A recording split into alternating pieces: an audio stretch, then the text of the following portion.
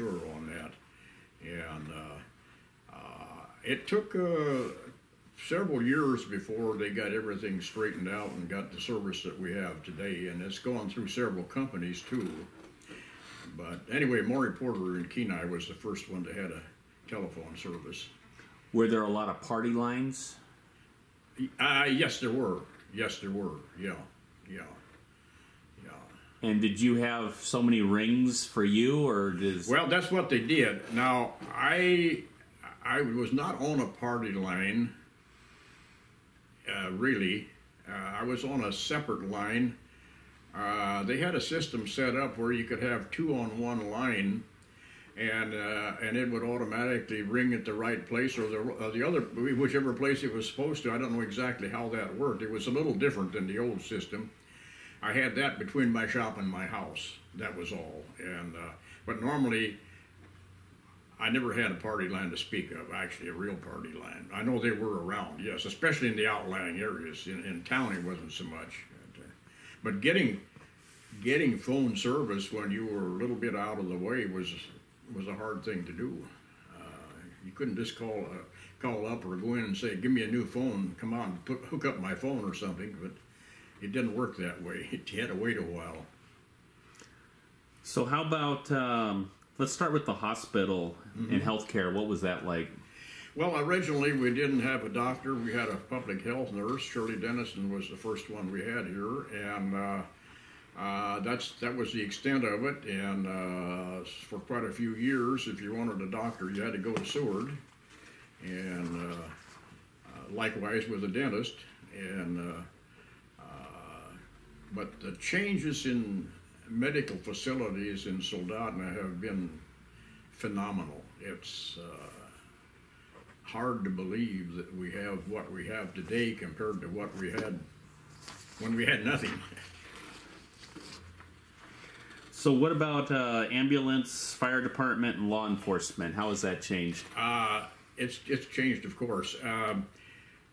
We had an ambulance here with volunteer ambulance drivers and a volunteer fire department that started in, I'm guessing in the late 50s or early 60s. And police department, police protection, to start out with, the city of Soldotna had a state trooper stationed here. And he was, I don't remember exactly what the situation, how the deal was, but he was sort of under contract to the city. And I'm not sure how it worked exactly, but he acted as our law enforcement officer for the city, as well as being a state trooper. I think we had two different ones on different occasions until we eventually got a police department of our own. So shopping, did you do a lot of mail order, Yes, compared to businesses? Yes, we did. In fact, my first house that I built in Soldotna was almost exclusively from Montgomery Ward. But in those days, the freight was not expensive. I would have my doors and windows shipped up from Portland to Seward. Tachik Freight Lines would bring them over here. I had all the furniture I had was ordered from Montgomery Ward. My kitchen cabinets, my kitchen stove, all of that stuff came from Montgomery Ward. And even the siding on the house came from Montgomery Ward. The shingles I bought in Homer, and the lumber I bought from Larry Lancashire, the rough lumber from Larry Lancashire, had a sawmill on Pickle Hill. And but the rest of the house came from Montgomery Ward. Of course, we had Kenai Commercial. They were quite limited in what they had. And we had no building material supply here at all. That's why I went to Homer to get my shingles for the house. And we got our propane gas from Paul Steiner in Seward, 100-pound bottles of gas at a time. And when we used propane, eventually the Jack and Dolly Farnsworth started having propane gas here available, and we didn't have to go to Seward anymore for it. But shopping was, well, there wasn't much shopping, and a lot of it was from mail order, yes. How does the food now compared to then? Well,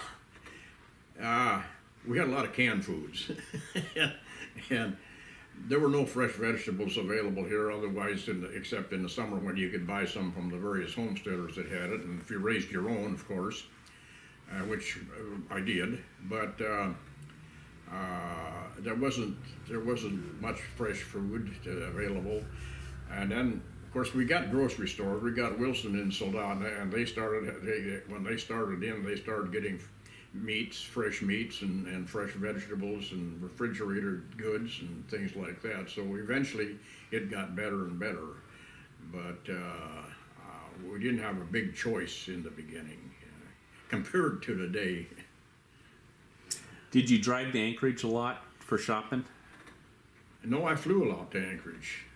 In fact, I took my laundry and had it done in Snow White Laundry in Anchorage. I'd fly it in and go back a couple days later and pick it up. And I did a fair amount of shopping in Anchorage by air. I'd fly in, and because it was convenient, it'd take me about 50 minutes to get to Anchorage and do my shopping and come back. And I did not drive to Anchorage very often. Flying was much faster and actually cheaper. So, did you do much hunting and fishing? I did some, yes, not a lot. I fished quite a bit, but I didn't do a lot of hunting. I used to hunt spruce hens and things like that, but and I hunted moose. I've killed several moose. I wasn't a big moose hunter, but I have hunted moose, yeah. And dug a lot of clams, and so I did, we get quite a bit of stuff like that, but hunting was never a real big thing with me, although I did a fair amount of it. So what do you miss most about the way it used to be? Well, I kind of think it's the people that I knew that are no longer here. I miss them. When I was in business, I'd have all kinds of people that lived here that would stop in just to visit, and I would have somebody, well, every day it seemed like somebody would come in just to visit. They didn't come in the store to buy anything, they came in to visit, and I miss that. And of course, most of my old friends are gone now, unfortunately, but which brings up another point that we talked about my military time earlier. And last September, in my battery that went overseas, World War II, there were 77 of us in the battery.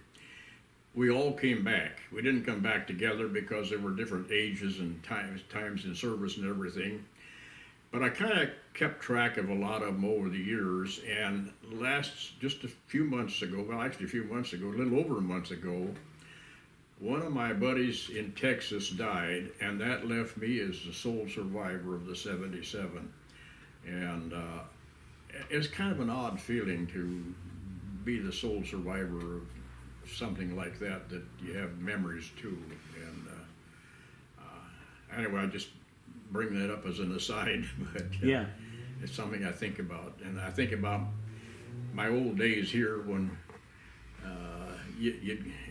and after I retired, I'd go to one of the coffee shops somewhere and have coffee, and all the old timers would come in, and most of those are all gone now. So what do you like most about how it is now? I like the convenience of being able to shop at Safeway and Fred Meyer's. I like the fact that we have the medical facilities here that we need, whenever we need, if we need them. Those two things are important to me. The fact that we have electricity is something too. And internet, we've got internet. So all in all, life's good. So what are you most proud of and why? Oh my. I don't know.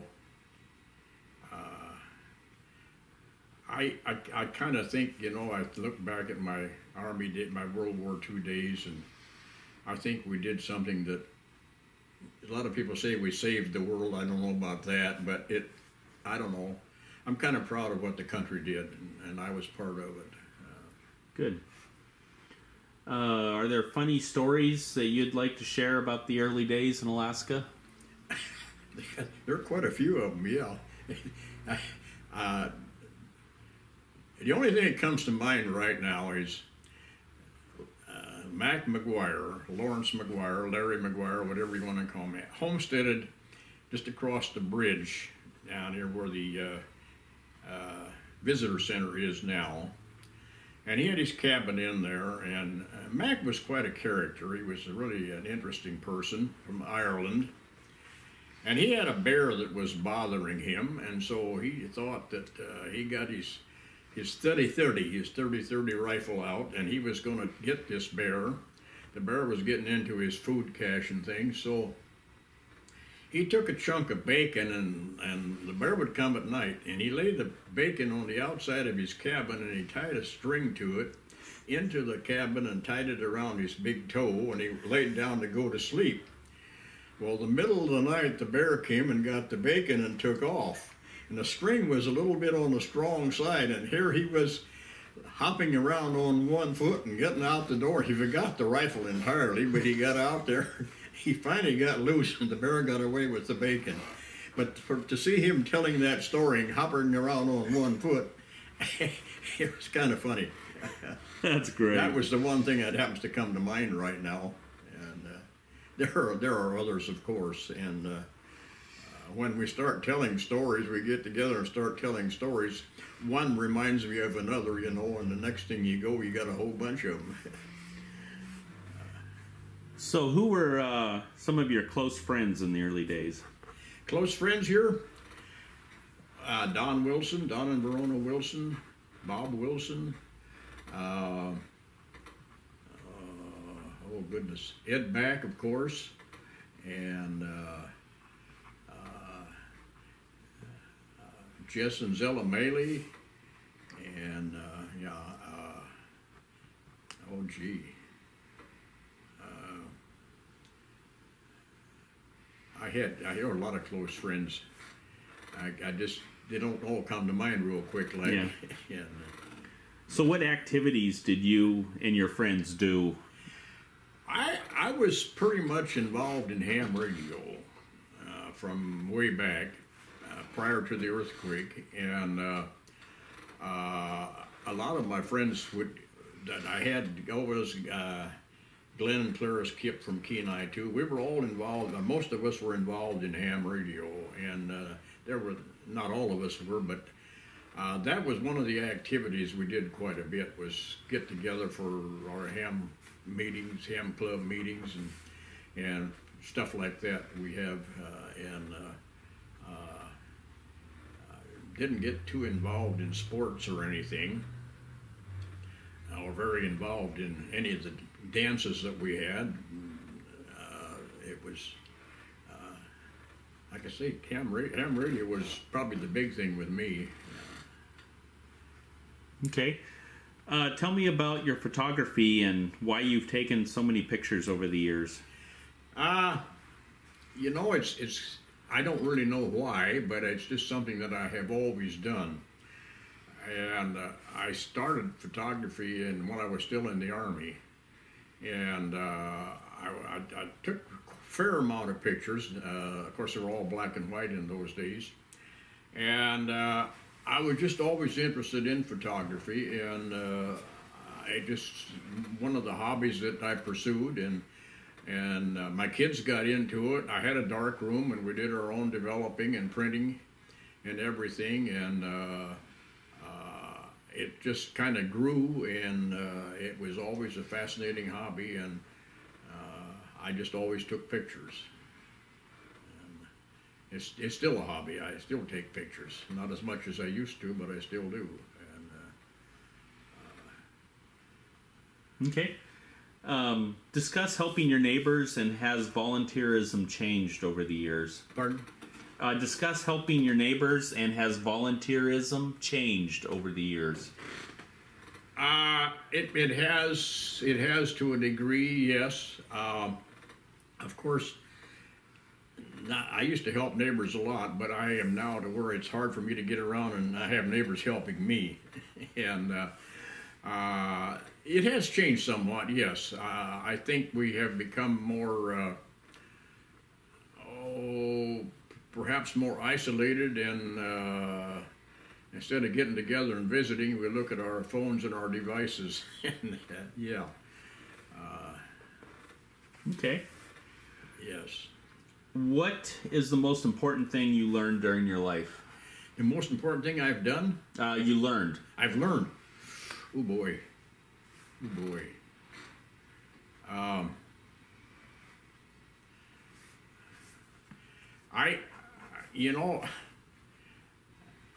I think probably the most important thing that I have learned is to learn to laugh, have fun, and enjoy life, even when things don't look good. Try to make fun of it somehow or other. I think it has contributed to my longevity to a degree. Great. Yeah. So, how has Alaska changed for better or worse over the years? Well,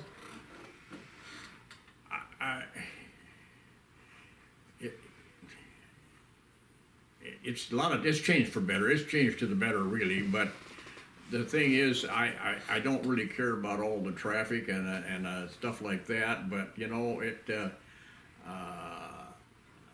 I realize that people like Alaska, and that's why they're here. So you can't say I don't want traffic, because if you want people, you know, if you're living in a good place, people are going to want to live there too, and they have a right to.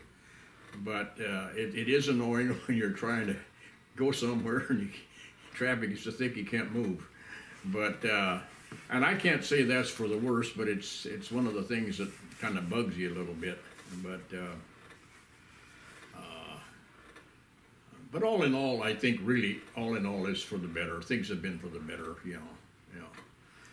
And if I felt the other way, I would be going against my philosophy of laughing at things and having fun. So is there anything we didn't talk about that you would like to add?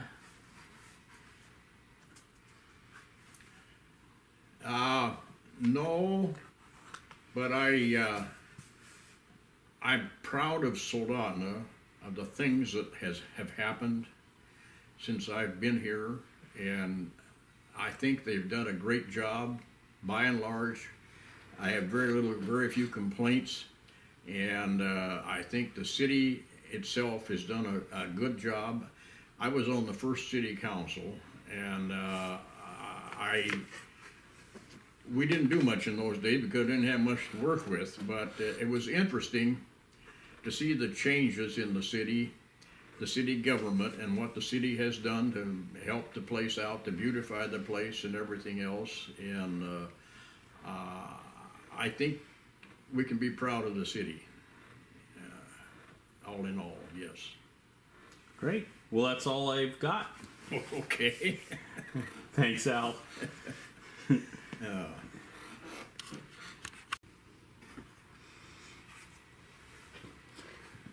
Okay, good afternoon, Al. Good afternoon. So please tell me your name and the date today. My name is Al Herschberger, and if I remember correctly, today is October the 30th, 19, I'm old-fashioned, 2018. Sounds good. So, when were you born and where were you born? I was born September the 19th, 1925 in Goshen, Indiana. And how did you hear about Alaska?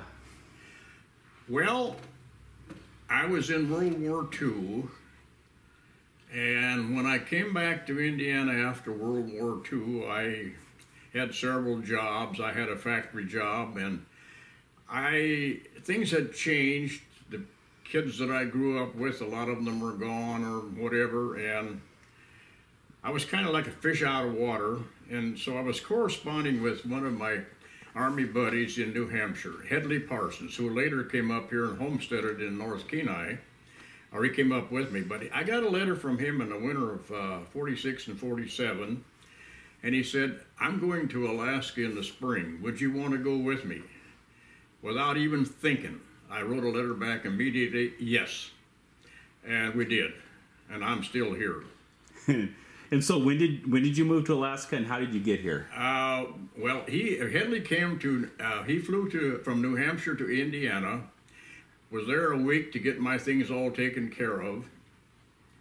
And then another one, a man that I was working with in the factory, joined us. So the three of us got on a Greyhound bus in northern Indiana, and 3 days later we arrived in Seattle, Washington. And we were in Seattle for a week or 10 days. Wanting to go to Alaska, but we knew nothing about Alaska. First time I'd ever been west of the Mississippi, and I didn't know anything about Alaska, other than what little I had read. So we had decided we'd go to Juneau, that's the capital. That would be the place to go. But talking to people around Seattle, they said, no, you don't want to go to Juneau. You want to go where there's some work going on and some action, Fairbanks or Anchorage. So in the meantime, I happened to run across an ad in the paper that the FE company, the FE is Fairbanks Exploration Company.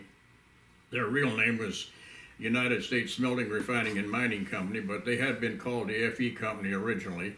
They were hiring people in Fairbanks, so we signed up with them, and we got on a DC-3, and there were about 12 of us, I think, on there. Lavery Airways, Bill Lavery was flying it, and was a war surplus C-47, and we flew from Seattle to Fairbanks, stopping, of course, at Annette Island for refueling, as everybody did in those days, and landed in Fairbanks, and then went out to Chattanooga and spent the whole summer working in Chattanooga at the mining operation. And that's how I got to Alaska.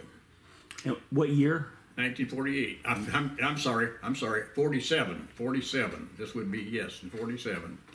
June the 5th, 1947, we got to Fairbanks, and anyway, spent the summer there, and but along comes December and getting kind of cold, and we had stopped the mining operation and we're drilling, because the permafrost there had to be thawed for 5 years ahead of the dredging operation, and so we drilled, and anyway, I quit that and went back to Seattle, wanting to find a school to go to. I wanted to be a heavy-duty diesel mechanic. So I did find a place, went back to Seattle, there for a while, and got a school in Chicago, and went back to Chicago, and went through the 5 months course at Chicago Motive Trades, and then headed back to Alaska. It would be in May of 1948. And anyway, we stopped in Anchorage. Had a job in Fairbanks with the FE company if I wanted it, but I didn't really want it. But we'll stop in Fairbanks to see if I could get something, and they happened to be wanting a mechanic in Kenai, and that's how I came to the Kenai Peninsula. So I think you may have answered already this, but what communities in Alaska have you lived in? Well, I've lived in Chattanooga, of course. And I've lived, later on, I lived in McGrath. I've lived in Fairbanks a few times, and I've lived in Fairbanks Anchorage a little bit. This was later when I was a pilot for the Bureau of Land Management.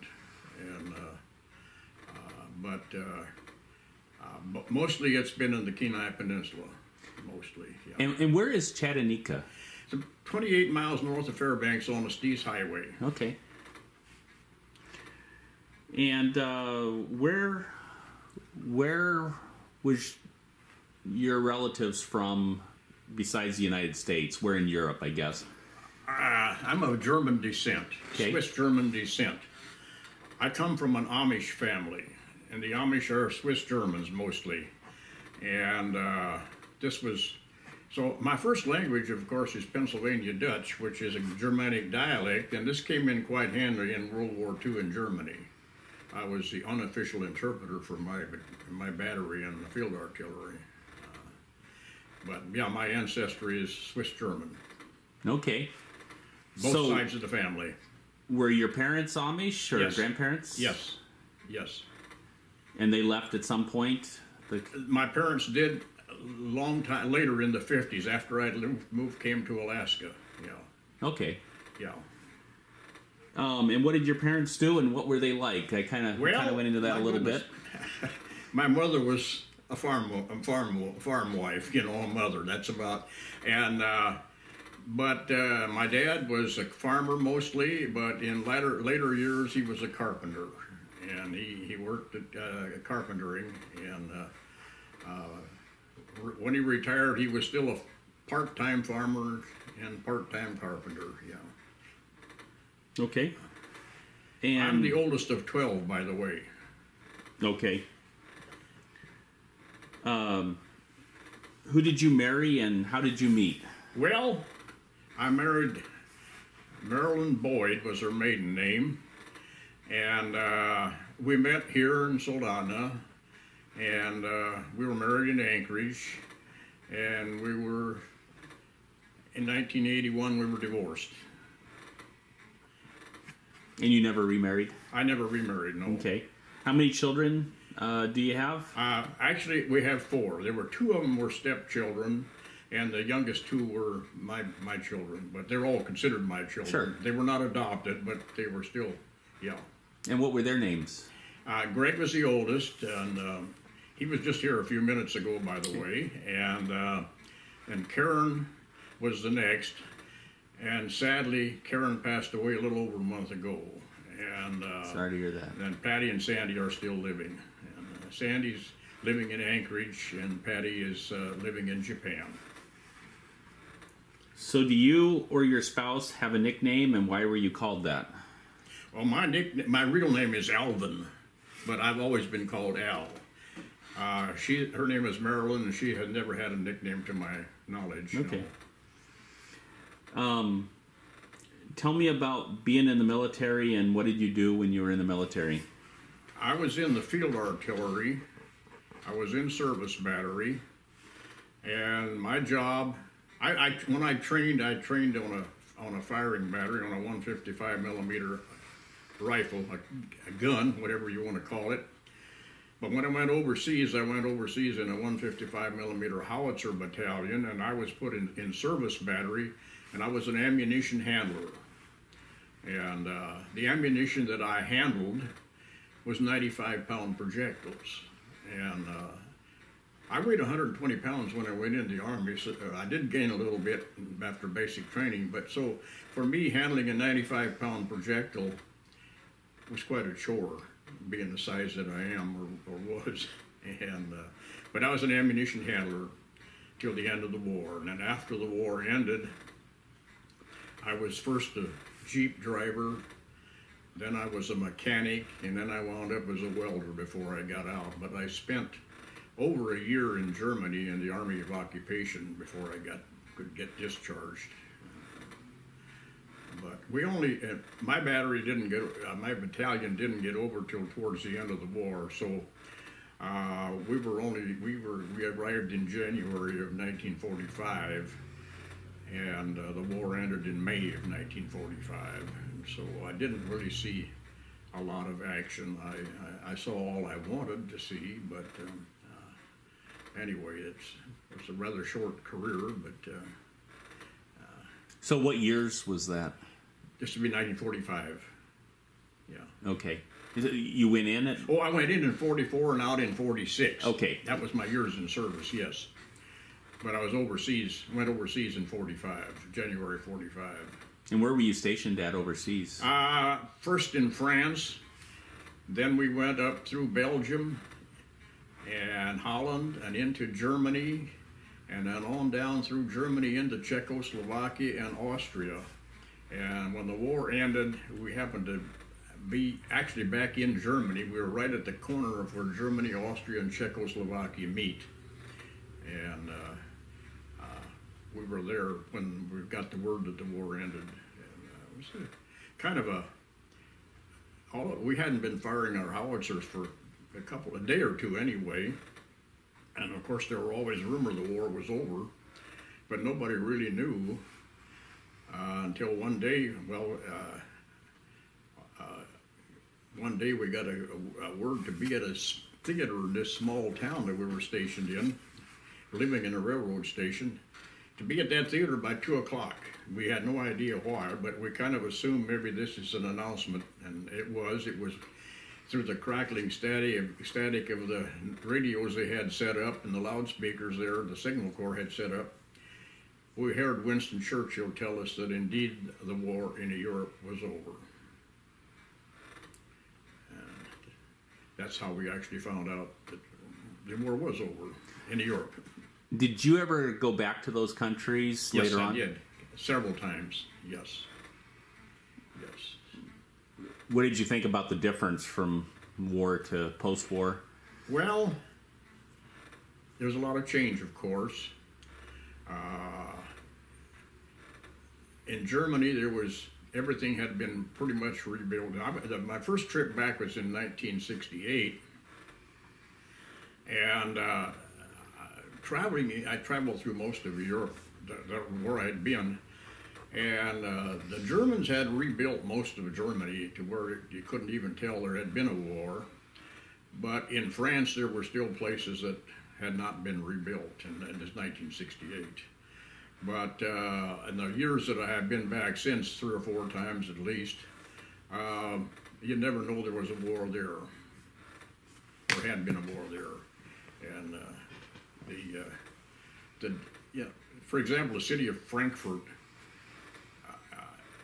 I was there for quite a while after the war, and it was, you talk about ruins, it was ruins, rubble in the streets, and you go back there today, and it's very modern and up to date and everything, and it's amazing how they could rebuild all of these things, but they did. Great. Did you go straight into the military, or were you in college any, or did you go to college or education? I'm a high school dropout. Okay. I went 1 year to high school and dropped out. Yeah. So I'm very uneducated. What jobs and businesses did you or your spouse do over the years? I was a heavy-duty mechanic for the road commission when we first came here, and that was, I liked that. It was enjoyable, but after a while I wanted something else, so I started flying, and I had the first charter air service in Soldotna, and I was a pilot for the Bureau of Land Management for a couple of years, and then I decided that I always liked to play with radio, so I went into the radio and television business, and did that for quite a while. And at one point in time, when my house was where the mall is now, the old airstrip ran right behind my house, so I had the airplane tied down right behind the house.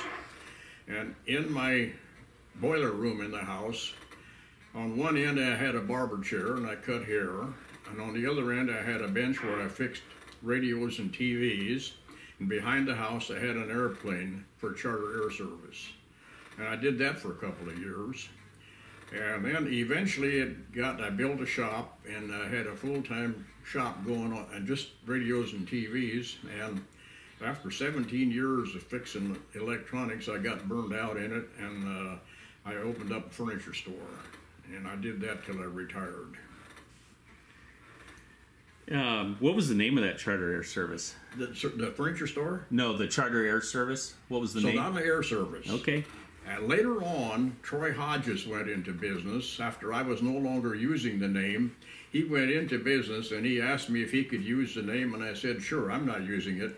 So he had Soldotna Air Service. There was no relationship between us, business-wise, but anyway, it was Soldotna Air Service. So where do you currently live?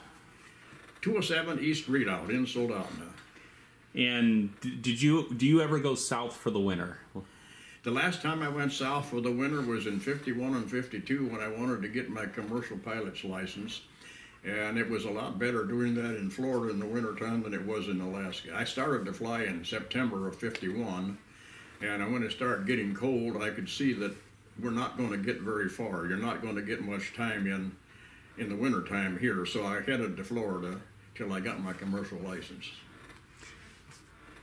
Family members, are any of them living in the area?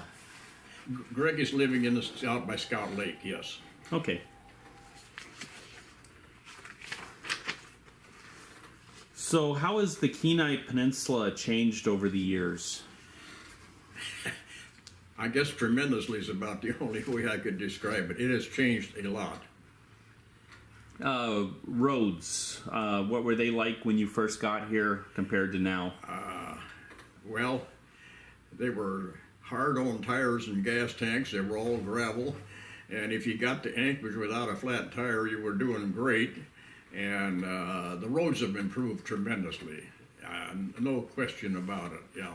And it was always, going out for a ride, just for a ride, was not something I'd like to do, because you had all those rocks flying back and putting holes in your gas tanks and wearing out your tires and everything. And you just didn't go out for, well, we did, but we didn't really enjoy going out for a ride that much on gravel roads.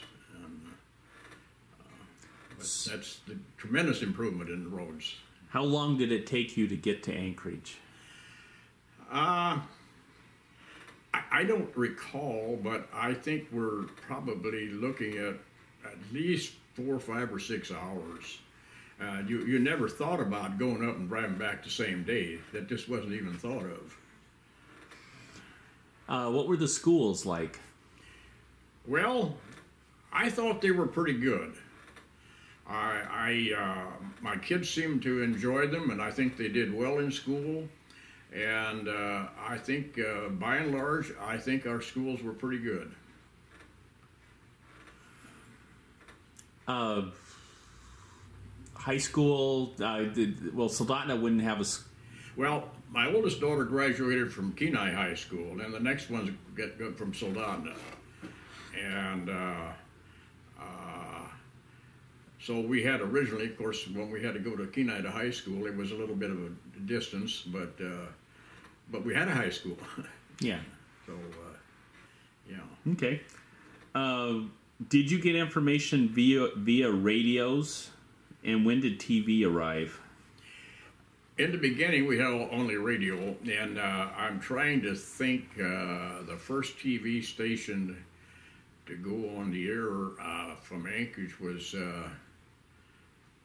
I'm thinking it was 53, but I'm not absolutely sure, and that was Augie Hebert, Channel 11, and it was kind of interesting. I knew there were 2 TV stations in Anchorage, Channel 2, which was Al Bramstead, and Augie Hebert, Channel 11, and I knew the both gentlemen quite well. And Channel 2 was ready to go with their station. They were all set up. But Al Bramstead, being the gentleman he was, decided he would not go on the air first because Augie Hebert was a pioneer in Alaska communications, and he let Augie Hebert go on with Channel 11 first. Things like that don't happen anymore today, it seems like, but they did in those days. And I've always admired both of them, both Augie Hebert and Al Bramstead, for they were gentlemen, and they ran a good business. But I think, TV, I think it's 53 when Augie Hebert went on the air, if I'm not mistaken. I'm not sure on my dates anymore. After all, I'm 93 years old, and I don't remember as well as I used to. So how good was the picture when they first came on? Strangely enough, there were nights when it wasn't too bad. But it would depend on the atmospheric conditions. And I know one time I was having problems with getting Channel 2 from Anchorage, and it kept being blocked out by another station. And this was unusual because the only stations we had were Channel 2 and Channel 11, and Channel 11 would not interfere frequency-wise with Channel 2. But when the other signal that was trying to block out Channel 2 came in, it was Edmonton, Alberta. Canadian broadcasting station from and over the years I had a tower up about 72 feet with a rotating antenna, and I was able to get, when conditions were right, get the Channel 2 station out of Edmonton, which was very rare, and it didn't come in good. But the signal was very bad. It was very poor, and there was always a lot of snow in it. Until we got digital a few years ago, television has been shaky here. But of course we had Wildwood, Channel 8 from Wildwood for a few years. That was good signal. And then the translators came in at Site 17 and gave us the signals that we have today from Anchorage. So it's improved over the years, but obviously it has. But in the old days, there was a lot of snow on the picture. But we'd have good nights. There'd be nights, for some reason, it'd come in quite clear. Yeah. Phone service, when did that come to the area, and what was it like? Maury Porter had the first telephone system here, and we had a automated switchboard in Soldotna, and it was an old switchboard, but it was automated, and it caused some problems, but it wasn't too bad.